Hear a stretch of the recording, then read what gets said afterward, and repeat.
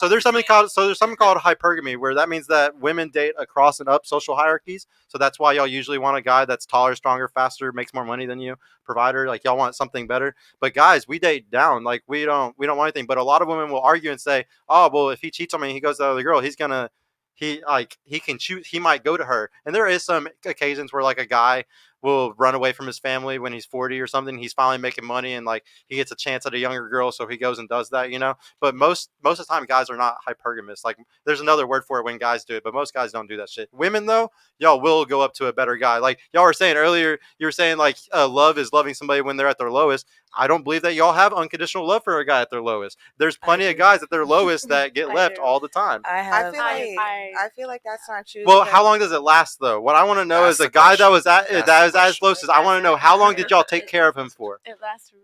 It lasts. It's just how long? Like, but I want to know how long did it last. I feel like men equate their worth to them not having money. So when they don't have money, they're just like they're mean towards you. They treat you like shit. Because it's emasculating. Like we want to be the providers. So that's why I feel like women get fed up at certain points because they're not treating you right. It's not that you don't have money or this. It's like you're not treating them right. So they get fed up and walk away. Yeah. That's what he's saying. He's saying it's not unconditional.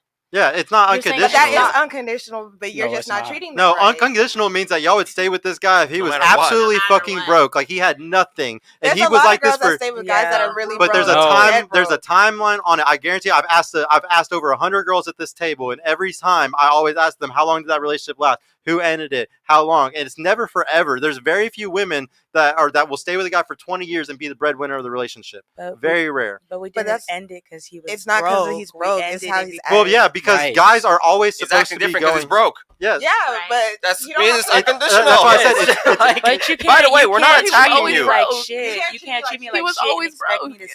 Y'all gotta understand though, like a guy is emasculating by not being able to provide for you. If a guy cannot provide for y'all, it's emasculating to him. Okay, so if he's emotional because he's not able to do stuff like that, or he can't get the job and stuff like that, yeah, of course. But the relationship was already in a strife though. Like he's sitting here trying to fix something that's already falling apart. I'm gonna hold you down. But that's hold you down to a. Yeah, no, I agree with you. There's a lot of girls that hold guys down. I do not disagree with y'all. I've had 100 girls on this show tell me the exact same thing y'all just fucking said. But the difference is they were honest and said it only lasted this long before I was fucking gave up on his ass. Because they won't do it forever. It's a fact. Like I promise you. Now, there might be some women from 20 or 30 years ago, like of y'all's parents' generation, because the internet hadn't came and gave us all these crazy fucking options. Right. But now with the crazy amount of options y'all got, dude, it's only so long that you're gonna wait before that guy from Instagram or fucking whoever it is, that guy from your work boyfriend or something that keeps fucking trying. There's only so much time that you can go before you fucking give up on that guy. And let's get something straight. I don't blame y'all, and it is a good thing. Hypergamy is a good thing. This is not an attack on this is not a bad thing. No. Yeah. We love because guess what? I don't strive to be as badass as I am if it wasn't for the fact that I constantly think that I got to be better than any other guy that would try to take my girl. I got to be better than them. So I love hypergamy. It pushes me to be better than other people.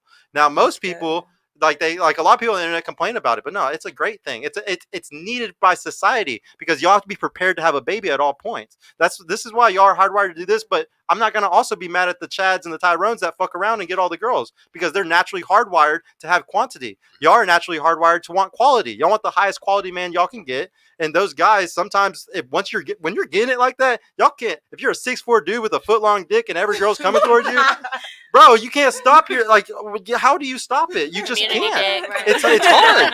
No, but so like, I don't choose to hate those guys. I understand them. And if y'all ever go to a relationship counselor, they teach y'all to understand people. They don't teach you to sit there and get mad about these things that you can't control. Right. Understand it. It's like, oh, that guy's like that. That's not for me. I'm not going to date him, you know? Or if you do choose to date him, be prepared to be a sister wife or something. And in the next decade, we're about to see a lot of people choosing the sister wife shit over the next decade because there's hopefully not. Hopefully not, but I'm just predicting. I can already see it. There's a lot of women that are sharing men right now and they just don't know it. Right. I'm too possessed